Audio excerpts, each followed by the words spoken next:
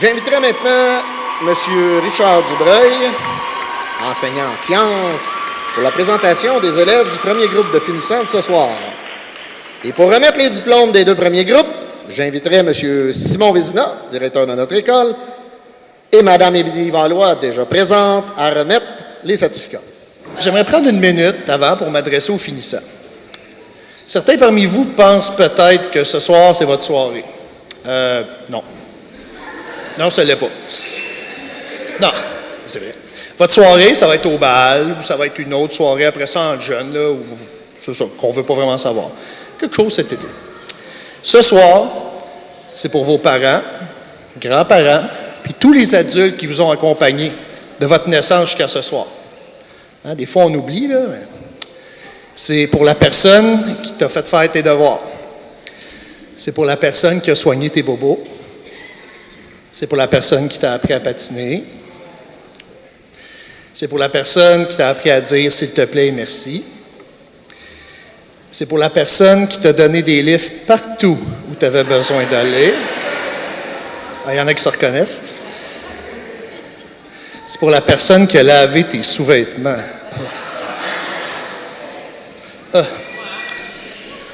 C'est pour la personne qui, quand tu étais petit, t'a regardé manger une moitié de toast pendant 20 longues minutes sans péter de coche. C'est pour la personne qui t'a répété 500 fois de mettre tes souliers parce qu'il fallait partir. C'est pour la personne qui pense au moins une fois par semaine à t'étrangler puis à cacher le corps dans le bois, mais qui ne l'a pas fait.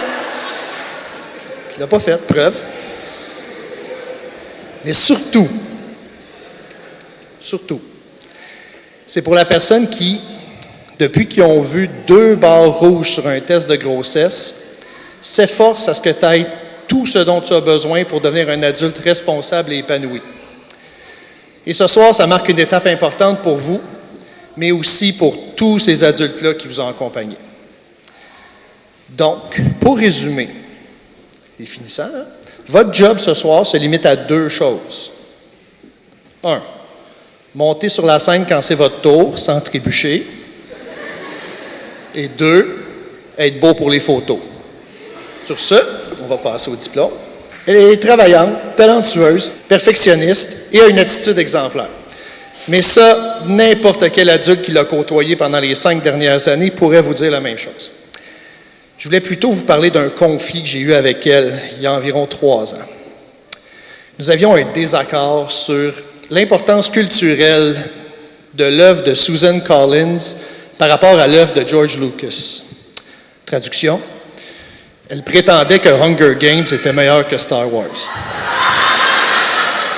N'importe quoi. Bon.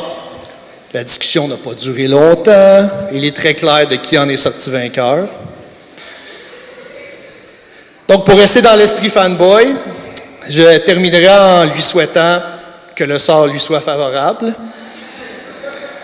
Ce qui n'est pas très utile, car elle nous a prouvé qu'elle crée elle-même sa propre chance. Gabrielle Aumont.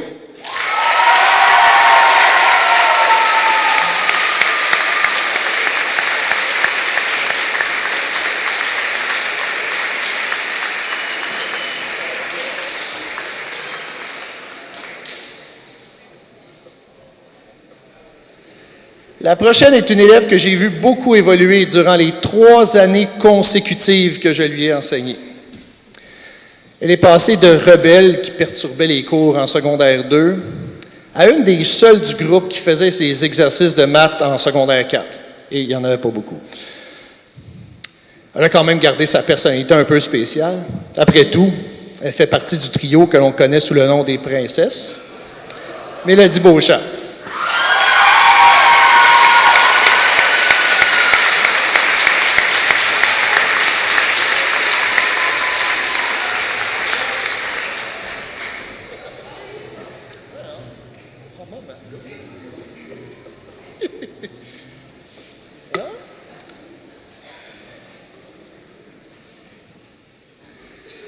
Parlant de princesse, ben là, voici maintenant la plus spéciale des 3.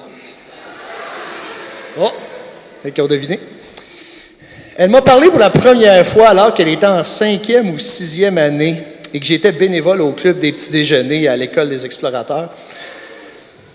Elle m'avait pointé du doigt en me disant comme ça, « Toi, t'es prof à jeunesse. » Oui.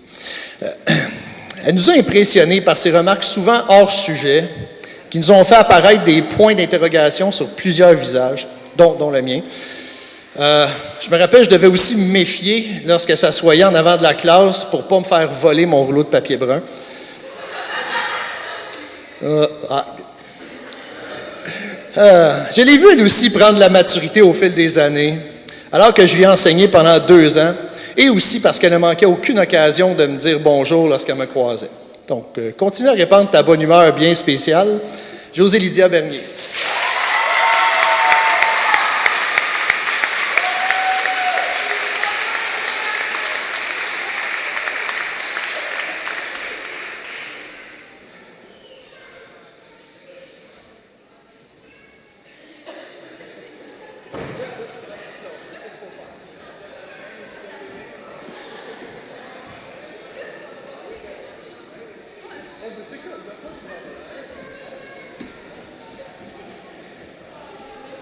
Ça fait plaisir.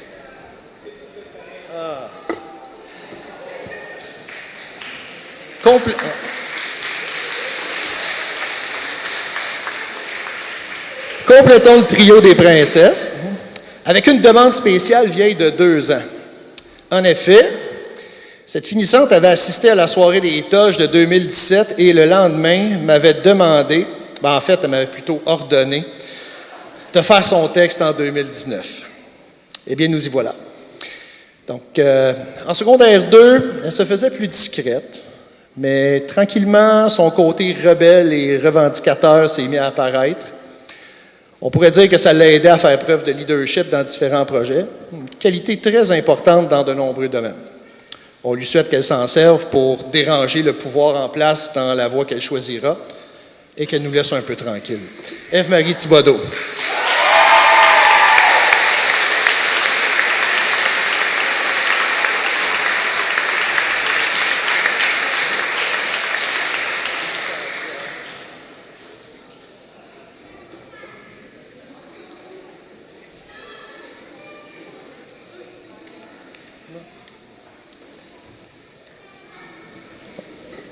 Quatrième princesse, c'est Guy, mais t'as pas de texte.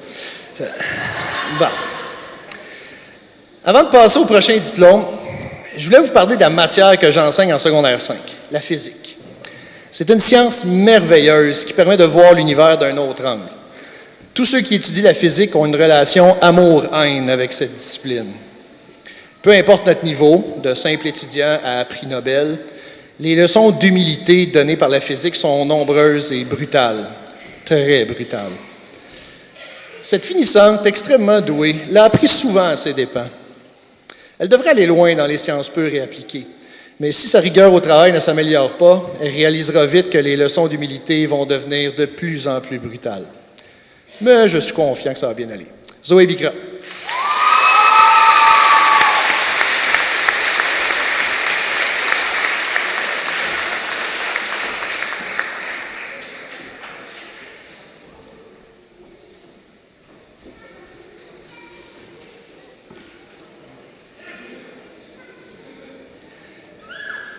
À l'autre extrême, cette finissante, qui devait se demander si elle était à sa place dans le cours de physique, a prouvé que oui, en étant la première à commencer à travailler et la dernière à terminer, ce qui lui a valu de réussir son année malgré les difficultés.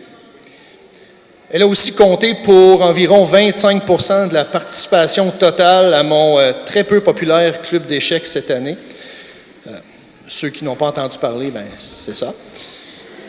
Donc, continue à appliquer cette rigueur dans ton travail et tu atteindras les objectifs que tu vas te fixer. Samantha Racine.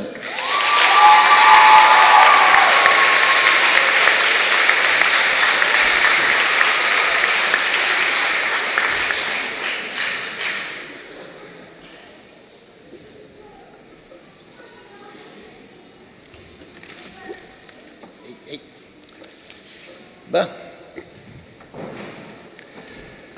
J'étais très déçu au début de l'année d'apprendre que ce finissant avait choisi le cours de chimie, mais pas le cours de physique.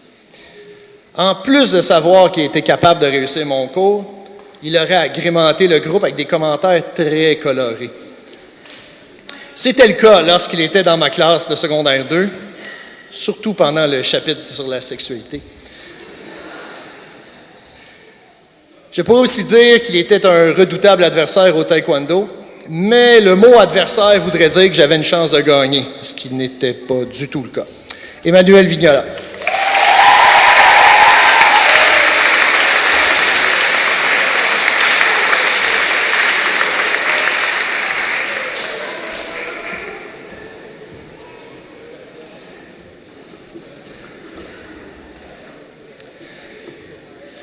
Ce jeune homme est parfois difficile à suivre. Il peut te parler d'un sujet totalement anodin pour ensuite enchaîner avec une confidence de nature plutôt personnelle. C'en est même gênant des fois. Sa bonne humeur et sa gentillesse font que ça passe quand même bien. Une chance, car il passe me dire bonjour pendant mon cours 2 à 3 fois par semaine. C'est ce qui arrive quand ta classe est sur le chemin des toilettes. Fait que, continue avec ta bonne attitude, puis essaie de pas trop te vanter sur les forums de français. Olivier Desbiens.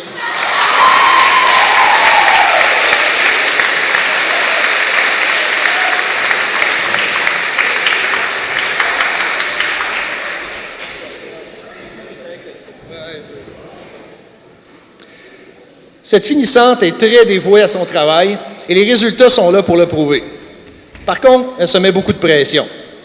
Par exemple, quand je lui dis que certaines parties d'un examen pourraient la stresser, elle me fait comprendre qu'elle n'a pas besoin d'un examen pour stresser, elle peut très bien faire ça toute seule.